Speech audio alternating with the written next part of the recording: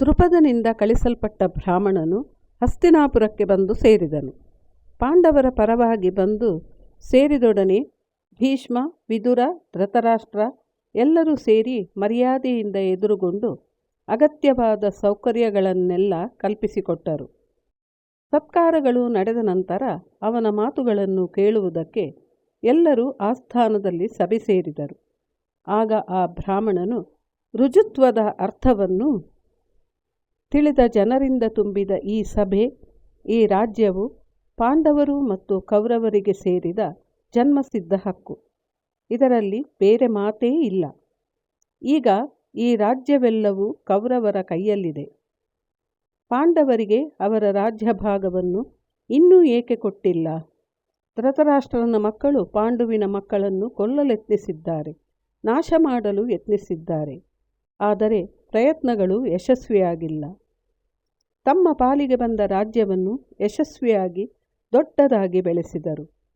ಶಕುನಿ, ದುರ್ಯೋಧನರು ಮೋಸದಿಂದ ಅದನ್ನು ಕಸಿದುಕೊಂಡರು ಎಂದು ನಡೆದ ಸಂಗತಿಗಳನ್ನೆಲ್ಲ ಮತ್ತೊಮ್ಮೆ ಅವರಲ್ಲಿ ಹೇಳಿ, ಪಾಂಡವರು ಈ ಹಿಂದೆ ನೀವು ಮಾಡಿದ ಮೋಸಗಳನ್ನೆಲ್ಲ ಅವರು ಮನಸ್ಸಿನಲ್ಲಿ ಇಟ್ಟುಕೊಳ್ಳುವವರಲ್ಲ. ಅವರಿಗೆ ಅವರ ಪಾಲಿನ ಅರ್ಧ ರಾಜ್ಯ ಬೇಕು. ಈ ಸಭೆಯಲ್ಲಿ ರುಜುಬುದ್ಧಿಯುಳ್ಳ ಹಿರಿಯರು ಈಗ ಅದನ್ನು ದುರ್ಯೋಧನನಿಂದ ಯುಧಿಷ್ಠಿರನಿಗೆ ಕೊಡಿಸಬೇಕು. ಯುಧಿಷ್ಠಿರನಿಗೆ ಅವನ ಹಕ್ಕಾದ ಅರ್ಧ ರಾಜ್ಯವು ಬೇಕೇ ಹೊರತು ಯುದ್ಧವಲ್ಲ. ಕ್ಷತ್ರಿಯ ಕುಲದ ನಾಶವನ್ನು ಇಷ್ಟಪಡುವುದಿಲ್ಲ. ಒಂದು ವೇಳೆ ದುರ್ಯೋಧನನು ಯುದ್ಧ ಮಾಡಲೇಬೇಕೆಂದರೆ ಪಾಂಡವರು ಅಸಹಾಯಕರೇನೂ ಅಲ್ಲ. ಯುಧಿಷ್ಠಿರನ ಕೈಯಲ್ಲಿ 7 ಅಕ್ಷೋಹಿಣಿ ಸೈನ್ಯವಿದೆ. ಅನೇಕ ರಾಜರು ಅವನಿಗಾಗಿ ಪ್ರಾಣ ಬಿಡಲೂ ಸಿದ್ಧರಿದ್ದಾರೆ. ಅವನ ಕಡೆ ನಕುಲ, ಸಹದೇವ, ಭೀಮ, ಅರ್ಜುನ, ಅವನಿಗೆ ಸಾರಥಿಯಾಗಿ ಕೃಷ್ಣ, ಹೀಗೆ ಎಷ್ಟೋ ದೊಡ್ಡ ದೊಡ್ಡ ವೀರರೆಲ್ಲ ಇದ್ದಾರೆ. ಅವರ ರಾಜ್ಯವನ್ನು ಕೊಟ್ಟು ಬಿಡಿ, ಇಲ್ಲವಾದರೆ ಪಾಂಡವರ ಕೋಪವನ್ನು ಎದುರಿಸಲು ಸಿದ್ಧರಾಗಿರಿ ಎಂದು ವಿವರಿಸಿದನು. ರಾಯಭಾರಿಯ ಮಾತನ್ನು ಕೇಳಿದ ಭೀಷ್ಮರು, ಪಾಂಡವರು ಚೆನ್ನಾಗಿದ್ದಾರೆ, ಅವರಿಗೆ ಕೃಷ್ಣನ ಸ್ನೇಹವೂ ದೊರೆತಿದೆ, ಅನೇಕ ರಾಜರುಗಳು ಸಿದ್ಧರಿದ್ದಾರೆ. ಹಾಗೆ ನೀವು ಹೇಳಿದ್ದೂ ನಿಜ. ಪಾಂಡವರನ್ನು ಕೌರವರು ಕೆಟ್ಟದಾಗಿಯೇ ನಡೆಸಿಕೊಂಡಿದ್ದಾರೆ. ಕೌರವರಿಂದಾಗಿ ಅವರು ತುಂಬ ಕಷ್ಟಪಡಬೇಕಾಯಿತು. ಅಸಂಖ್ಯ ಯಾತನೆಗಳನ್ನು ಅವರು ಅನುಭವಿಸಬೇಕಾಯಿತು. ಪಿತ್ರಾರ್ಜಿತ ಆಸ್ತಿಯ ಹಕ್ಕು ಅವರಿಗೆ ಇದೆ.